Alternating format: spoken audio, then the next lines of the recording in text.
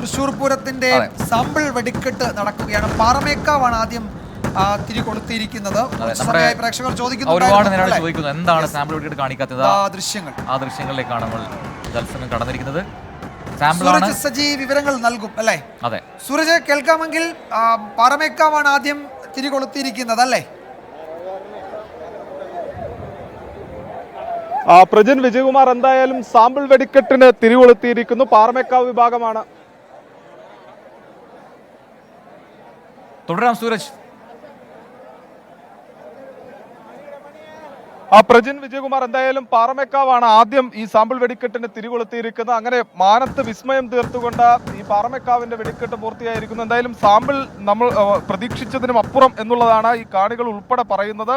വർണ്ണവിസ്മയം തീർത്തുകൊണ്ടാണ് എന്തായാലും ഈ പാറമേക്കാവിന്റെ വെടിക്കെട്ടിന് ഇപ്പോൾ അവസാനമായിരിക്കുന്നത്. തിരുവമ്പാടി വിഭാഗത്തിന്റെ വെടിക്കെട്ടാണ് നടക്കുക. അരമണിക്കൂറിനുള്ളിൽ തന്നെ തിരുവമ്പാടി വിഭാഗത്തിന്റെ വെടിക്കെട്ടും നടക്കും. എന്തായാലും ഈ സാമ്പിൾ വെടിക്കെട്ടില് ഒട്ടേറെ സസ്പെൻസുകൾ ഉണ്ടാകും എന്നുള്ളത് തന്നെയായിരുന്നു തിരുവമ്പാടി പറഞ്ഞത്. പാറമേക്കാവിനെ സംബന്ധിച്ച് ഒത്തിരി വ്യത്യസ്തതകൾ കൊണ്ടുവരാൻ ഇത്തവണയും ശ്രമിച്ചിട്ടുണ്ട്.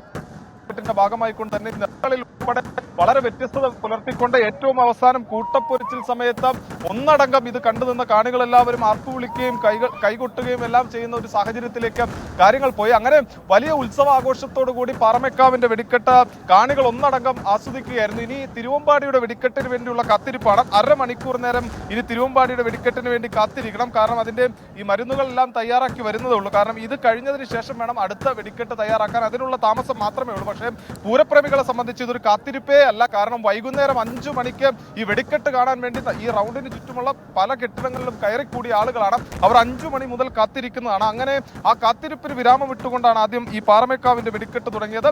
ഇനി തിരുവമ്പാടിയുടെ വെടിക്കെട്ടിന് തിരി കൊളുത്താൻ അല്പസമയങ്ങൾ മാത്രമേ ഉള്ളൂ. അതിനുവേണ്ടിയുള്ള കാത്തിരിപ്പിലാണ് ഇപ്പോൾ ഈ പൂരപ്രേമികൾ ആകെയുള്ളത്. വിജയകുമാർ, പ്രജിൻ.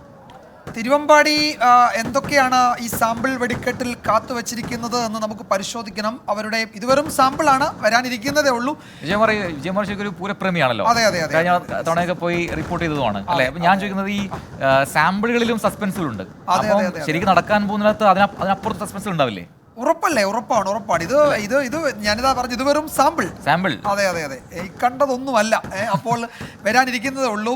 തിരുവമ്പാടിയുടെ എന്താണ് അവരുടെ ഒരുക്കങ്ങൾ അശ്വിൻ പാലാഴി ഇപ്പോൾ വിശദീകരിക്കും. അശ്വിൻ, തിരുവമ്പാടി ഇനി ഏതാണ്ട് ഒരു അരമണിക്കൂറുണ്ട് സമയം അല്ലെ, ഒരു ഇടവേള. അവരത് തയ്യാറാക്കുന്നതേ ഉള്ളൂ. എന്താണ് അവിടെ നിന്നുള്ള വിവരങ്ങൾ?